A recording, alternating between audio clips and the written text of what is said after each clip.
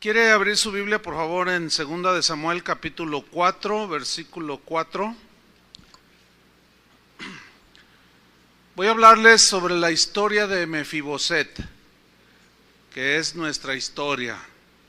La historia de Mefiboset, nuestra historia. Y vamos a leer en 2 de Samuel 4, versículo 4, y de ahí nos vamos a ir al capítulo 9, versículo 1. Entonces, busque 2 de Samuel 4, 4 y capítulo 9 del mismo 2 de Samuel, versículo 1. Voy a leer 2 de Samuel 4, 4. Dice: Y Jonatán, hijo de Saúl, tenía un hijo lisiado de los pies. Tenía 5 años de edad cuando llegó de Jezreel la noticia de la muerte de Saúl y de Jonatán. Y su nodriza lo tomó y huyó. Y mientras iba huyendo apresuradamente, se le cayó el niño y quedó cojo. Su nombre era Mefiboset. Ahora vamos a 2 de Samuel capítulo 9 versículo 1 al 13. Y ahí se va a quedar en la Biblia porque vamos a estudiar este pasaje. Dice 2 de Samuel 9:1: Dijo David: ¿ha quedado alguno de la casa de Saúl a quien haga yo misericordia por amor de Jonatán? Y había un siervo de la casa de Saúl que se llamaba Siba, al cual llamaron para que viniese a David, y el rey le dijo: ¿eres tú Siba? Y él respondió: tu siervo.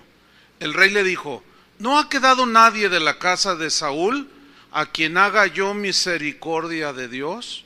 Y Siba respondió al rey: aún ha quedado un hijo de Jonatán, lisiado de los pies. Entonces el rey le preguntó: ¿dónde está? Y Siba respondió al rey: he aquí está en casa de Maquir, hijo de Amiel, en Lodebar. Entonces envió el rey David y le trajo a la casa de Maquir, hijo de Amiel, de Lodebar. Y vino Mefiboset, hijo de Jonatán, hijo de Saúl, a David, y se postró sobre su rostro e hizo reverencia, y dijo David: Mefiboset. Y él respondió: he aquí tu siervo. Y le dijo David: no tengas temor, porque yo a la verdad haré contigo misericordia por amor de Jonatán tu padre, y te devolveré todas las tierras de Saúl tu padre, y tú comerás siempre a mi mesa. Y él inclinándose dijo: ¿quién es tu siervo, para que mires a un perro muerto como yo? Entonces el rey llamó a Siba, siervo de Saúl, y le dijo: todo lo que fue de Saúl y de toda su casa, yo lo he dado al hijo de tu señor. Tú pues le labrarás las tierras, tú con tus hijos y tus siervos, y almacenarás los frutos, para que el hijo de tu señor tenga pan para comer. Pero Mefiboset, el hijo de tu señor, comerá siempre a mi mesa. Y tenía Siba 15 hijos y 20 siervos. Y respondió Siba al rey: conforme a todo lo que ha dado mi señor el rey a su siervo, así lo hará tu siervo. Mefiboset, dijo el rey, comerá a mi mesa como uno de los hijos del rey. Y tenía Mefiboset un hijo pequeño que se llamaba Micaía, y toda la familia de la casa de Siba eran siervos de Mefiboset. Y moraba Mefiboset en Jerusalén, porque comía siempre a la mesa del rey y estaba lisiado de ambos pies. La historia de Mefiboset, hermanos, es una historia que es nuestra historia. Es una historia que ilustra la gracia, la misericordia y el perdón de Dios. David y Jonatán habían sido muy amigos. Jonatán era hijo del rey Saúl y ellos habían hecho un pacto de amistad. Ellos habían prometido protegerse mutuamente. Saúl odiaba a David, pero Jonatán, hijo de Saúl, amaba a David y se comprometió con él. Le dijo: mira, yo sé que mi padre es injusto y no hay razón para que te persiga, y si cada vez que mi padre quisiera hacerte daño, yo te voy a avisar para que salgas con vida. Dice: pero cuando yo estuviera en un problema, tú vendrás en mi ayuda. E hicieron un pacto de amistad entre ambos. Lo que hizo David a favor de Mefiboset fue el cumplimiento precisamente del pacto que habían hecho ambos, ¿sí?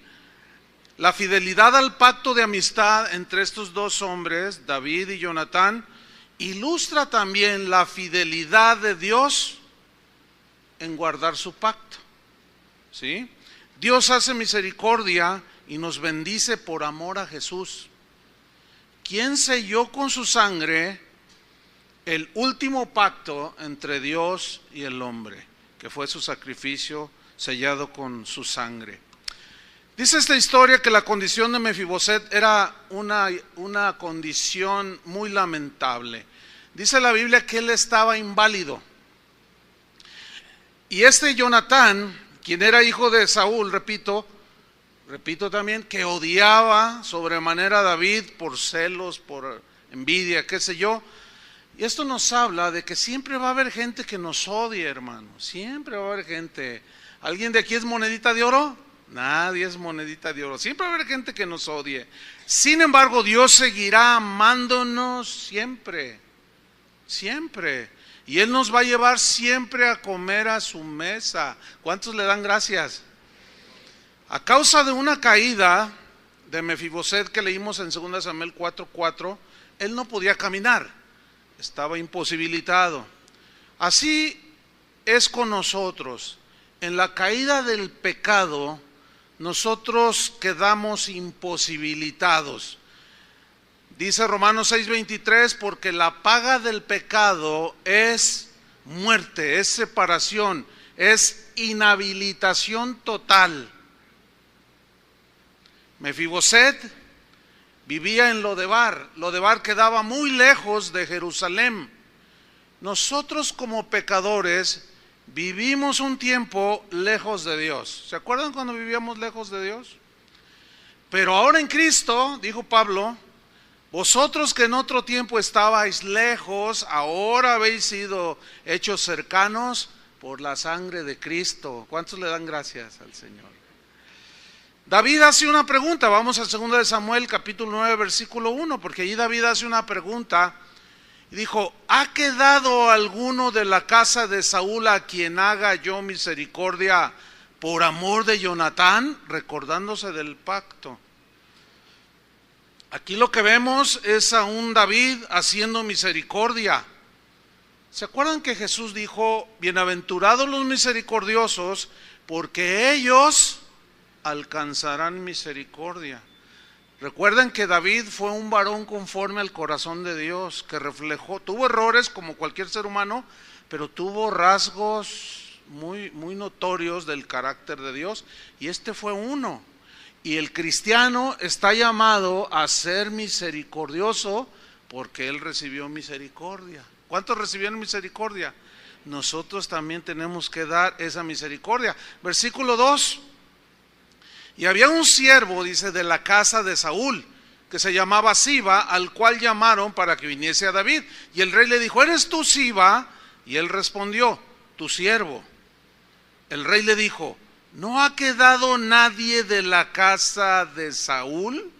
Miren, aquí notamos algo en el corazón de David, ausencia total de amargura. Y este es el reflejo que Dios quiere ver en la vida de cada cristiano, ausencia total de amargura. Porque nuestros enemigos hieren nuestro corazón. Pero David aquí se nota que él, pues a pesar de que era odiado, él no quería vengarse, jamás quiso hacerlo. Dice, ¿no ha quedado nadie de la casa de Saúl a quien haga yo misericordia? Aquí vemos otro rasgo del carácter de David. Una revelación que se nos dio en el Nuevo Testamento, no os venguéis, amados, vosotros mismos, sino dejad lugar a la ira de Dios. Pero también la Biblia dice que debemos de pagar, nos hacen un mal y nosotros debemos de pagar, ¿cómo? Con un bien. David recibió el mal de Saúl, pero él no pagó mal por mal, él pagó un bien por un mal. ¿Cuántos de ustedes, escuche bien, se atreverían a hacer un bien a alguien que le hizo un mal? ¿Cuántos de ustedes se atreverían? Bueno, si son cristianos se atreverían. Nada más 2 levantaron la mano. Yo sé que los demás están en periodo de transición a su conversión. Bueno, esto es el evangelio. Este es el corazón de Jesús, ¿sí? Quien cuando le maldecían no respondía con maldición. Cuando le vituperaban, lo perseguían, encomendaba a Dios su causa. Eso es lo que debemos hacer nosotros. Sigo leyendo. Dice, no ha quedado nadie de la casa de Saúl a quien yo haga misericordia de Dios. Y Siba respondió al rey, aún ha quedado un hijo de Jonatán, uno solo, dice, lisiado de los pies. Entonces el rey le preguntó, ¿dónde está? Y Siba respondió al rey, he aquí está en casa de Maquir, hijo de Amiel, en Lodebar. Escuche bien, Lodebar, donde vivía Mefiboset, es esa ciudad o esa población llamada Lodebar. Lodebar significa sin pasto. Y el pasto es el alimento de las ovejas, ¿sí? En otras palabras, Lodebar significa miseria. Habla de la vida de miseria en la que Mefiboset vivía, así como usted y yo que vivíamos en esa vida de miseria, ¿sí? Mefiboset tiene un par de significados. Uno de ellos es el que destruye la vergüenza. Y él vivía lejos de Jerusalén. Ahora, Jerusalén significa abundancia de paz. Fíjense qué interesante. Mefiboset vivía en la miseria y en la vergüenza, sin paz en su corazón. Así como usted y como yo vivíamos. Que nunca se nos olvide de dónde nos sacó el Señor. De la miseria, porque luego como que se nos olvida todas las grandes misericordias que hizo Dios y andamos ahí de orgullosos que dice que porque Dios nos usa y que porque yo ya no soy tan malo como aquellos y todas esas cositas que algunos cristianillos hacen por ahí luego. Vivíamos lejos de Dios en la miseria nosotros, igual que Mefiboset, en la vergüenza y sin paz en nuestro corazón. Dice Pablo a los Efesios que en los cuales anduvisteis en otro tiempo siguiendo la corriente de este mundo, conforme al príncipe de la potestad del aire, o sea, siguiendo a Satanás, ¿verdad? El espíritu que ahora opera en los hijos de desobediencia, entre los cuales también todos nosotros vivimos en otro tiempo en los deseos de nuestra carne, haciendo la voluntad de la carne y de los pensamientos. Y éramos por naturaleza hijos de ira, lo mismo que los demás. Así es que nadie tiene un mérito absolutamente de nada. Fuimos salvados por misericordia. El mismo Pablo en Efesios, que estoy leyendo capítulo 2, dice, y Él os dio vida a vosotros, cuando estabais muertos en vuestros delitos y pecados. Pero Dios, que es rico en misericordia, por su gran amor con que nos amó, aún estando nosotros muertos en pecados, en esa miseria, ¿sí? Sin paz, sin Dios, sin nada, nos dio vida juntamente con Cristo. Por gracia, por favor de Dios, sois salvos. ¿Cuántos le dan gracias a Dios? Pura misericordia, nada más. Volvamos a 2 de Samuel 9, versículo 5. Entonces envió el rey David y le trajo de la casa de Maquir, hijo de Amiel, de Lodebar. O sea, fue y lo trajo de la miseria, ¿sí? Para llevarlo delante del rey. ¿Quién es el rey de reyes? Jesús. Así nosotros fuimos traídos por el Espíritu. A veces decimos, no, yo gané aquel para Cristo.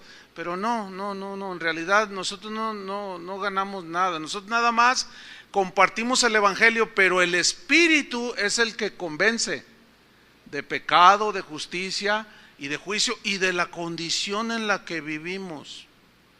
Por eso tenemos que confiar en el poder que tiene el Evangelio para salvación. Cuando nosotros le compartimos a alguien el Evangelio, confiemos en que el Espíritu hace su trabajo. A veces la gente reacciona pues de manera natural, nadie a la primera reconoce su condición de vergüenza, ¿sí? De desnudez, de miseria espiritual y de miseria de todo tipo. Entonces, dice el versículo 6, y vino Mefiboset o sea, fue traído, hijo de Jonatán, hijo de Saúl, a David, y se postró, o sea, se humilló. Sin duda que Mefiboset pensaba que lo iba a matar. ¿Por qué? Porque era del linaje de Saúl, ¿sí? Pero ya vimos que el rey David era un hombre distinto, no albergaba amargura en su corazón, ni resentimiento, y mucho menos deseos de venganza, y pagó con un bien un mal que le había hecho el abuelito, ¿sí? De Mefiboset. Entonces, cuando lo traen a Mefiboset delante de David, dice, se postró sobre su rostro e hizo reverencia. Y dijo David, Mefiboset, fíjate, le llamó por su nombre, Mefiboset, como diciéndole, no más vergüenza por tu condición, estás delante del rey, ¿sí? Jesús llevó nuestra vergüenza en la cruz, eso dice la Escritura. Colosenses 2:5 dice, despojando a los principados y a las potestades, los exhibió públicamente, triunfando sobre ellos en la cruz. Él llevó nuestra vergüenza, llevó nuestra miseria y nuestra condición desastrosa, y pagó por nosotros en la cruz y nos puso delante del Rey del universo. Qué maravilloso, ¿no? Sigo leyendo allí en 2 Samuel 9:6, donde le dice, y dijo David, Mefiboset, y él respondió, he aquí tu siervo. Noten la misma respuesta que le dio Pablo cuando Dios se le reveló, la misma respuesta que dio Moisés cuando Dios se reveló, la misma respuesta que dio Abraham cuando Dios se le mostró, he aquí tu siervo, he aquí tu siervo, siervo, quien está aquí a tus pies, he aquí tu siervo, le dice. Y aquí vemos algo extraordinario, David llamando a este pobre hombre lisiado por su nombre, Mefiboset, le dice. Y dice la Biblia en Juan 10:3 que Jesús conoce a sus ovejas oyen su voz, y dice que sus ovejas las llama por su nombre. O sea que Él nos conoce desde antes de la fundación del mundo. Si Él conoce, como dice el Salmo, los millones y millones de estrellas, que son billones y billones de estrellas, y a todas llama por nombre, ¿cuánto más Dios conocerá a poco más de 7,000 millones de personas que habitan este globo terráqueo, y te conoce por tu nombre? Es más, antes de que tu madre y tu padre te pusieran el nombre que tienes, Él ya sabía cómo te ibas a llamar. Maravilloso, ¿no? Entonces, nada escapa de la omnipotencia de Dios. Y este es un rasgo también muy interesante en David. Mefiboset, le dice, y comienza a hablarle buenas palabras a Mefiboset. Comenzó a hablarle palabras para quitarle el temor que sin duda había en el corazón. Dice en el versículo 7, 2 Samuel 9:7, y le dijo David, no tengas temor, le dice, porque yo a la verdad haré contigo misericordia por amor de Jonatán, tu padre, y te devolveré todas las tierras de Saúl, tu padre, y tú comerás siempre a mi mesa. Mire qué palabras tan más alentadoras para alguien que sin duda pensaba que iba a ser asesinado. ¿Quién puede pararse enfrente de Dios? Nadie. La Biblia dice que nadie puede ver a Dios. ¿Por qué? Porque nuestra pecaminosidad nos lo impide. Y como Dios es santísimo, nosotros estamos muy corruptos, contaminados con el pecado, y nadie puede ver a Dios. Pero Dios, en su misericordia, trazó el plan de la salvación y envió a su Hijo para morir por nosotros, para que a través de ese sacrificio usted y yo pudiésemos entrar ¿a dónde? A la mismísima presencia de Dios. Ese es un privilegio que solamente tienen los que han sido lavados con la sangre de Cristo. ¿Cuántos han sido lavados con la sangre de Cristo? ¿Qué significa eso, que tenemos libertad para entrar a ese lugar santísimo? Ustedes saben que solamente el sumo sacerdote podía hacerlo. Y era el que intercedía delante de Dios, ahí en su misma presencia, por todo el pueblo. Por eso es que cada cristiano, lavado con la sangre de Cristo como nosotros, tenemos esa libertad, hermanos. Nosotros podemos ir directamente delante de Dios. ¿Cuál es su necesidad? ¿Cuál es su situación? ¿Cuál es su problema? ¿Cuál es su controversia? ¿Cuál es su circunstancia? Usted puede ir directamente al trono de Dios y exponerle su necesidad. Pero también podemos ir delante del trono de Dios para abogar e interceder o pedir por otros. Cuando un cristiano, en su desarrollo como cristiano, generalmente es: dame, Señor, ayúdame, es todo para mí, todo para mí. Pero al paso del tiempo se va dando cuenta que también existen otros con mayor necesidad. ¿Se ha dado cuenta de eso? Cada vez que usted diga: ay, no tengo que comer hoy, y al otro día sí tuvo, y en todo el mes sí tuvo, y después tiene otro día que no tiene que comer. Acuérdese que hay gente que puede tener hasta 20 días o un mes sin comer. Siempre hay alguien con más necesidad que nosotros. Por eso, cuando un cristiano empieza a crecer, tiene que llegar a ese nivel. Ya no tanto pedir, que se vale, por supuesto, sino ya empiezas a ver la necesidad de otros. Y empiezas a pedir por tu compañero de trabajo, por la miseria en la que vive, la familia que vive a un lado tuyo en la miseria, todos bronqueados, todos peleados, hay de todo, drogas, hay de todo. Entonces tú, en lugar de andarte peleando con el vecino, mejor ora por él. ¿Entiendes? Ese es algo que solamente el sumo sacerdote podía hacer, interceder. Pero ahora que estamos en Cristo, nosotros podemos hacerlo. ¿Cuánto bien podemos hacer cuando intercedemos por alguien? De verdad, hermano, ¿sí? Ese es un privilegio que solo los que han sido lavados con la sangre de Cristo tenemos. Bueno, seguimos aquí.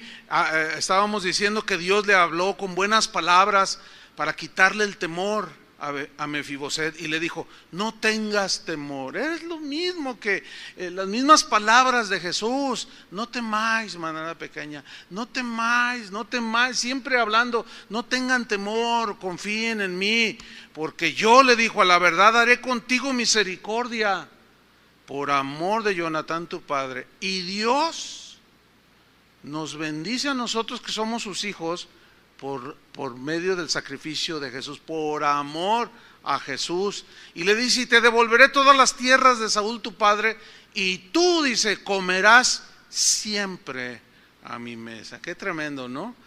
Igual las palabras que nuestro Señor Jesús nos dice cada día a través de su palabra, palabras que llevan el propósito de quitar el temor, ¿sí? Por ejemplo, en Juan 14:1 al 3, Jesús dijo: no se turbe vuestro corazón. O sea, no se llenen de temor.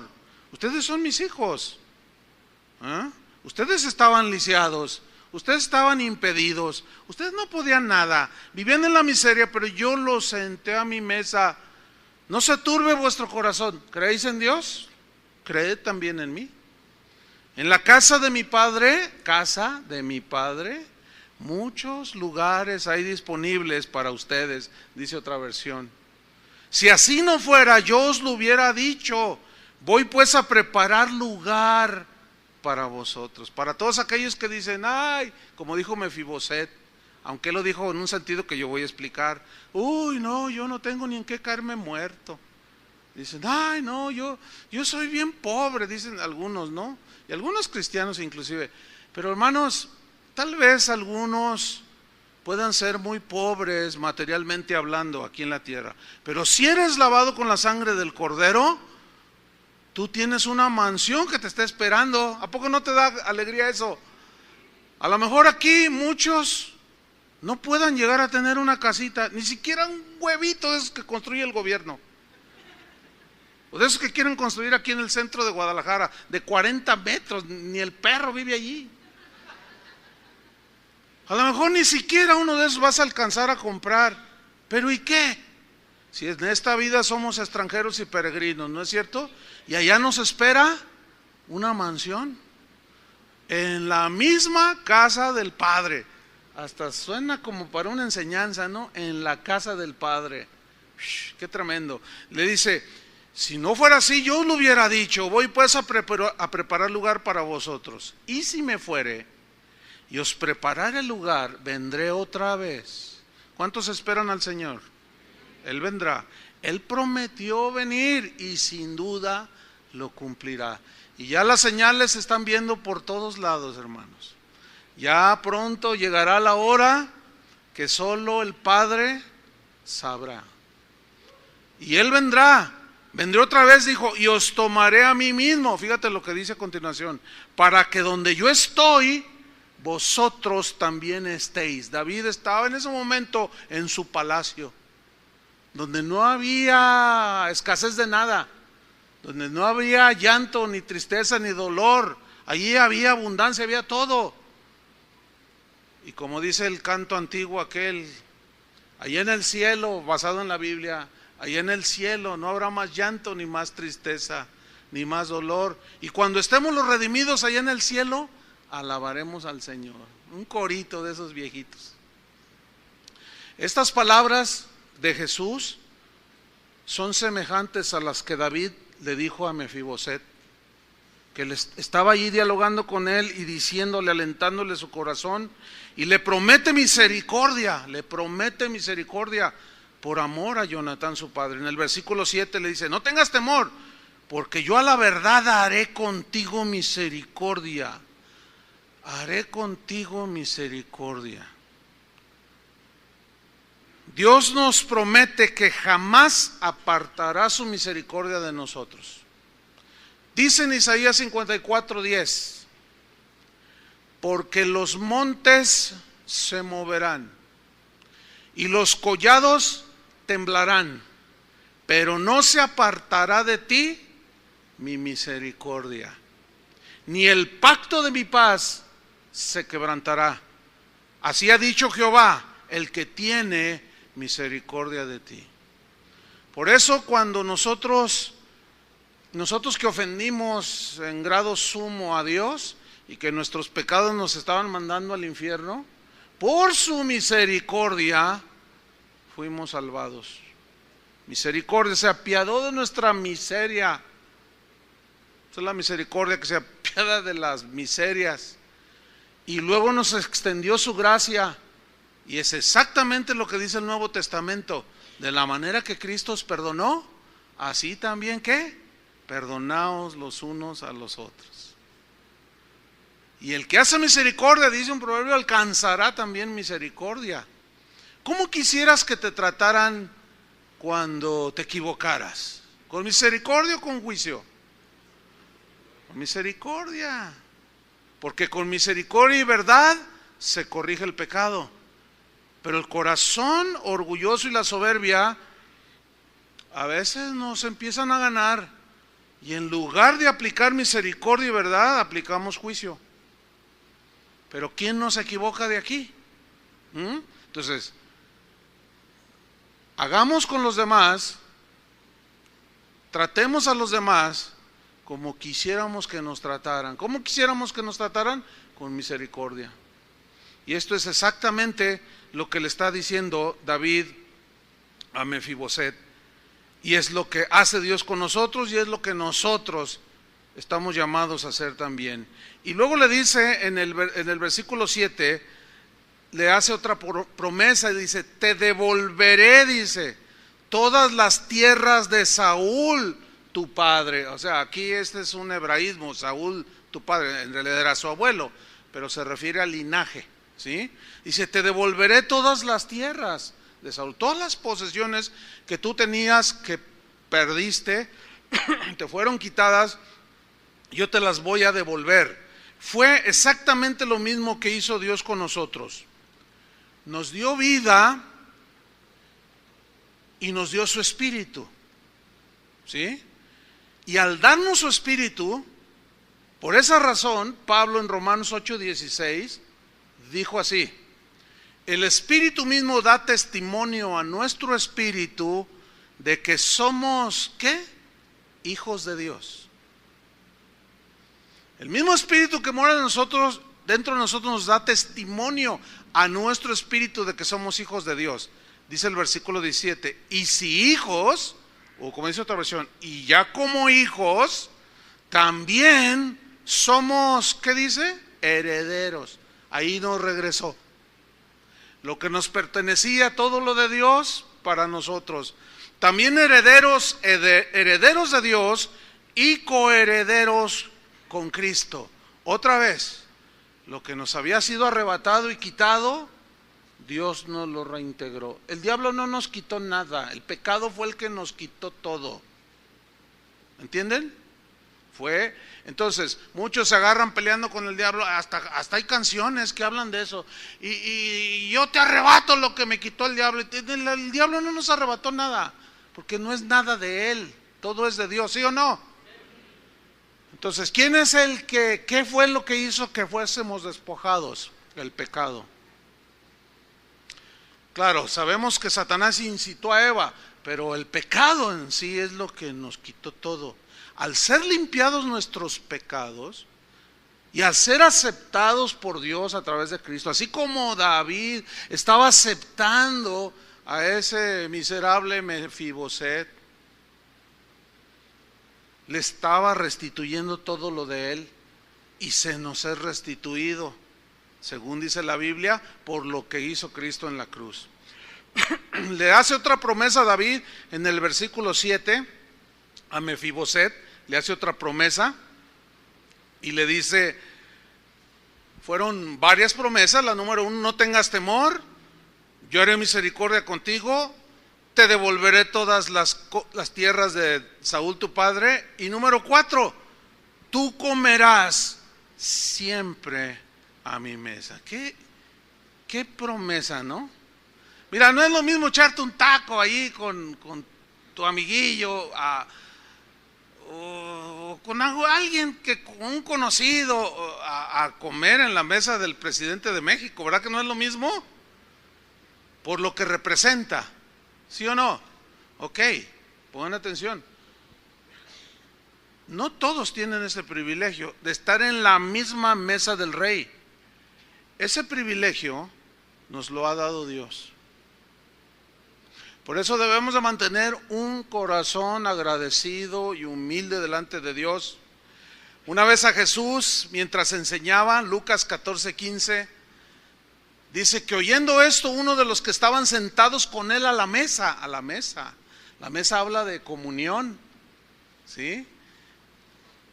Desgraciadamente hoy los celulares han deteriorado mucho la relación, pero es increíble ver que cuando vamos mi familia, mi esposa y mis hijos, solemos ir a comer todos los lunes y todos apagamos el celular, porque hoy hasta mi gatito tiene celular, todo el mundo tiene celular.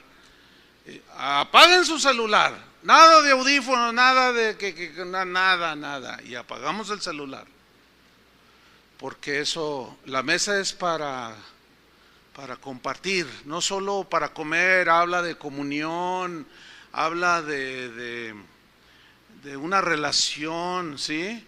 Y es bien triste, pero sucede mucho, aún en los hogares, que se sientan a la mesa y están todos ahí. Y a veces lo hemos visto, miren aquella mesa, les digo, ven cómo está el papá con sus 3 hijas, estaba una vez una mesa, y las 3 chiquillas. Y la señora, y él también. Y luego le comían así, ay, qué horrible. No dejen que nada rompa la comunión con la familia, y menos con Dios. Amén. Menos con Dios. Que nada nos distraiga de la comunión con Dios. ¿Sí? Y oyendo uno de los que estaban sentados con él a la mesa, le dijo, bienaventurado el que coma pan en el reino de los cielos. En el reino de Dios, dijo. Bienaventurado el que, ¿qué? Coma pan. ¿Se acuerdan lo que dice bienaventurados? Lo que dice el Apocalipsis, los que son llamados a la cena de las bodas del Cordero. La mesa está servida, ¿sí? Y David le dice a ese que nadie lo miraba, a ese que todo el mundo despreciaba, estaba lisiado, imposibilitado, pero el Señor escogió lo necio y lo vil y lo menospreciado, dice la Biblia, para que toda la gloria sean para Él. Y le dice: Mefiboset, no tengas temor, de aquí en adelante que estás en mi presencia, te vas a sentar a mi mesa. ¿Cuántos se sientan todos los días con el Señor? Todos los días, estamos ahí en la mesa. Esa es una bendición, hermano, ¿sí? Vivíamos en lo de bar, ¿sí? Aunque algunos en el bar. En lo que haya sido, en la miseria, pero de pronto somos trasladados a una mesa donde está sentado el Rey de Reyes. ¡Qué bendición! Dice el versículo, vamos a 2 Samuel 9:8. Le hace esta promesa y le dice en el versículo 8: y él inclinándose dijo, o sea, Mefiboset, cuando oye todo eso, que sonaba pues muy, muy maravilloso, ¿no?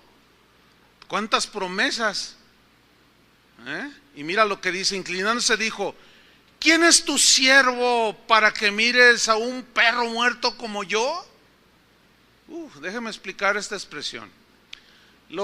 Algunos interpretan esto como que Mefiboset tenía una muy pobre autoestima, tenía una baja autoestima de sí mismo. Nada que ver con eso de poca autoestima. Ese es un concepto de la psicología moderna, ¿sí?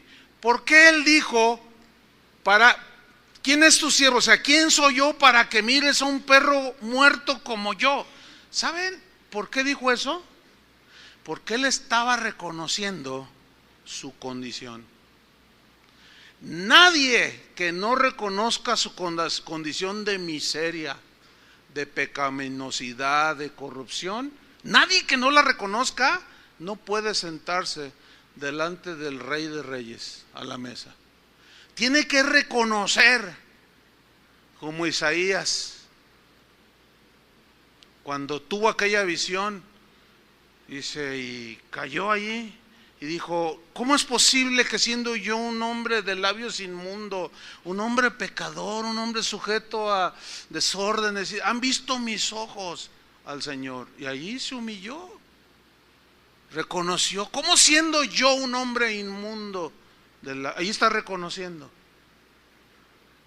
Y esa es la condición fundamental para poder sentarse a la mesa del Rey, reconocer tu condición. Hay gente, seguramente algunos de nosotros nos pasó, no lo sé, que cuando te compartieron el evangelio dices: no, yo no soy tan malo.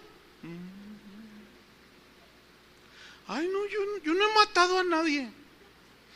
Yo no he robado, dice. Es la típica, ¿no? ¿Sí la han oído esa, no? Por eso es importante predicarles la ley, porque por medio de la ley es el conocimiento del pecado. ¿Cómo? Pablo decía, ¿cómo yo me daba cuenta que robar era malo si la ley, si no leyera yo que la ley dijera que no robarás, no codiciarás? ¿Cómo voy a saber yo que codiciar es malo delante de Dios si no fue a través de la ley? Entonces la ley me mostró a mí mi verdadera condición, y la ley es el escalón que Dios usó para llevarnos a la gracia, para que tú y yo reconociéramos nuestra condición. Por eso cuando le predicas a la gente, le hablas, necesita la salvación. ¿Pero la salvación de qué? De la condenación del infierno. ¿Perdón de qué? De todos sus pecados, porque con un solo pecado estamos destituidos de la gloria de Dios.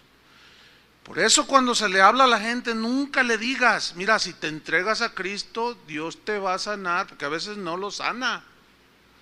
Nunca le digan a la gente: si te entregas a Cristo, Dios te va a bendecir en tu negocio. No eso es mentira. A eso no vino Cristo. Se los he repetido 20,000 veces y hoy es la 20,001. Porque eso es muy común. No, esa no es la manera bíblica de acercar a los pecadores a Cristo. No.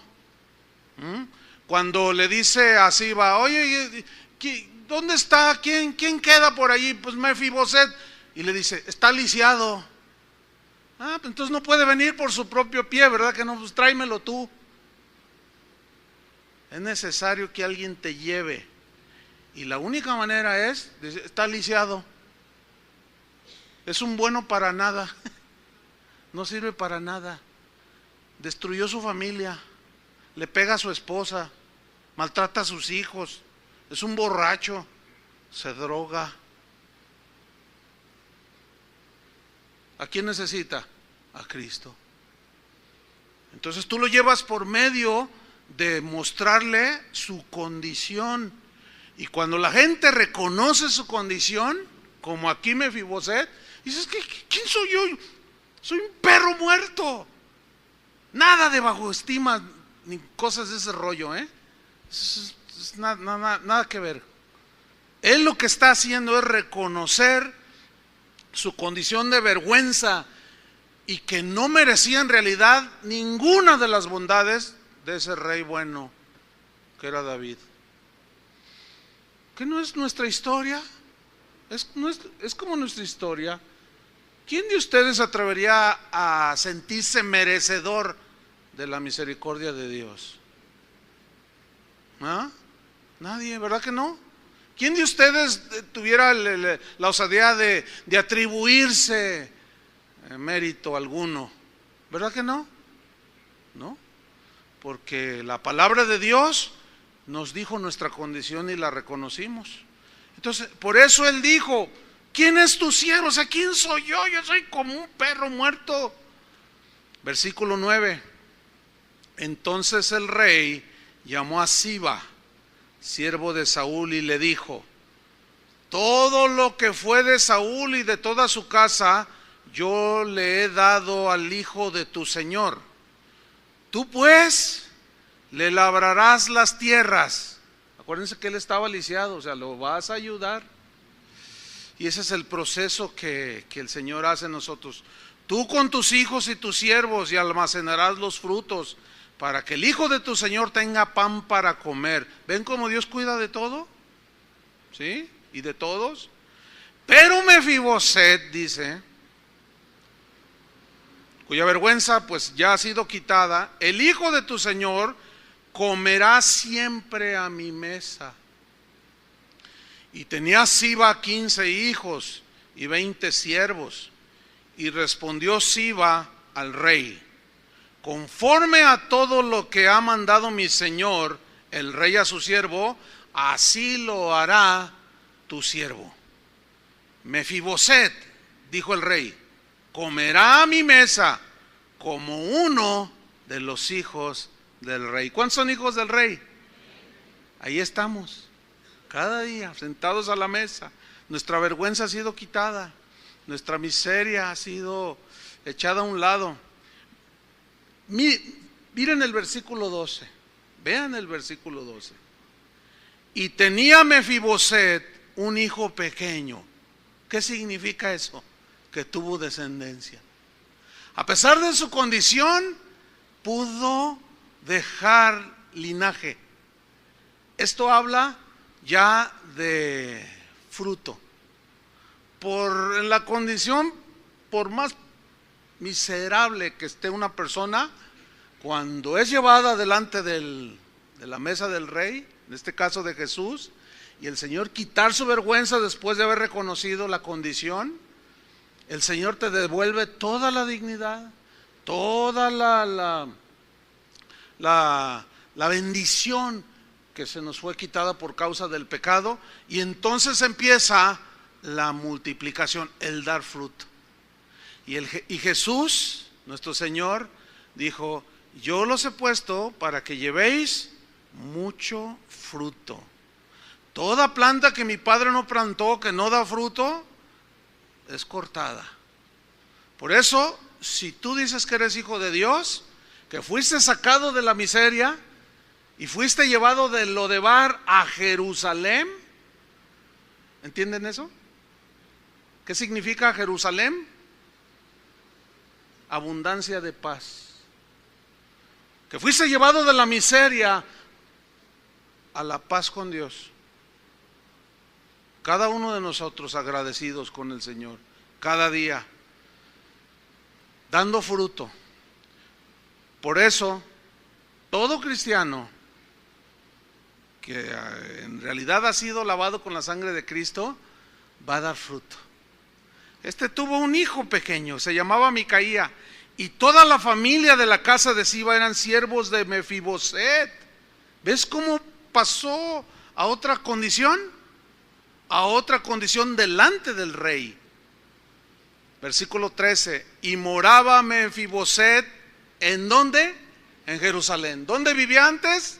En Lodebar, en la miseria, sin relación, sin honra, sin dignidad, sin que nadie se preocupara por él, si comía o no comía. Pero de allí, desde ese día que David, por su fidelidad al pacto con Jonatán, padre de Mefiboset, se acordó y dijo: ¿hay algún descendiente? ¿Alguien? Sí, aquí está uno, pero es un miserable, tráiganlo delante de mí.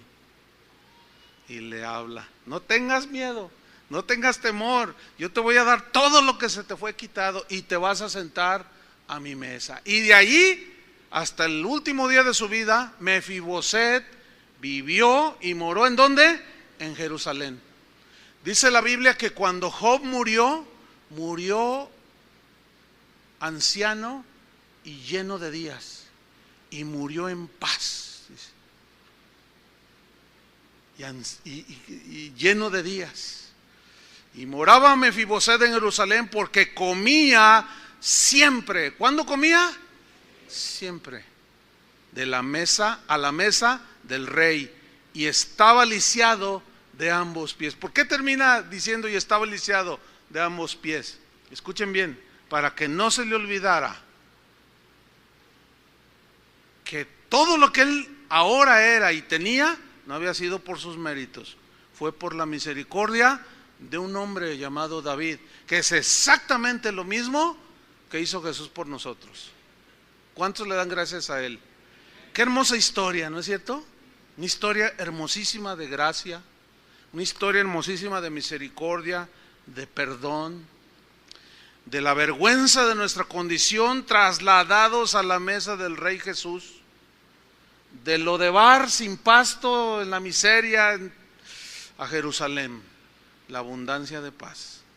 Justificados pues por la fe, tenemos paz para con Dios. Disfrute la paz de Dios en medio de esta inseguridad que se vive, porque estamos todos los días en la mesa del Padre. ¿Cuántos le quieren agradecer al Señor? No se nos olvide dónde nos sacó.